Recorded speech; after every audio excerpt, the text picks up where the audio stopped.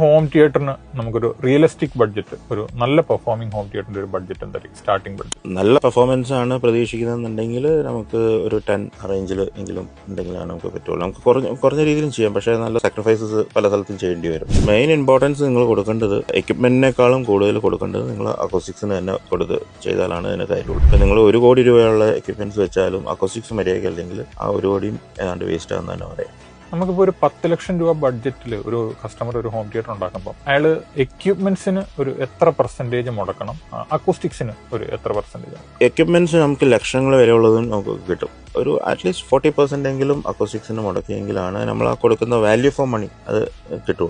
നമുക്ക് അതുപോലെ ഏറ്റവും കൂടുതൽ നമ്മൾ സ്പെൻഡ് ചെയ്യുന്നത് സ്പീക്കറിലാവണോ അല്ലെങ്കിൽ പ്രൊജക്ടറിലാവണോ, അങ്ങനെ ഒരു ഇതുണ്ടോ? ഇതിപ്പോ ഒരു എക്സ്പെക്ടേഷനും ഇല്ലാത്ത ഒരു കസ്റ്റമർ ആണെന്നുണ്ടെങ്കിൽ രണ്ടിലും ഏതാണ്ട് ഒരേപോലെ തന്നെ സ്പെൻഡ് ചെയ്യേണ്ടി വരും. പക്ഷേ ചില വീഡിയോ ഫയൽസ് ആയിട്ടുള്ള അല്ലെങ്കിൽ ഓഡിയോ ഫയൽസ് ആയിട്ടുള്ള ഓഡിയോക്ക് കൂടുതൽ താല്പര്യം കൊടുക്കുന്നവരുണ്ടെങ്കിൽ അത് ഓഡിയോയ്ക്ക് വേണ്ടി കൂടുതൽ കൊടുക്കുന്നതിന് കുഴപ്പമില്ല. പക്ഷേ എന്നാലും ഒരു മിനിമം ഒരു ഡീസൻറ്റ് ക്വാളിറ്റി ഉള്ള പ്രൊജക്ടറും എങ്കിലും ഉണ്ടായിരിക്കണം.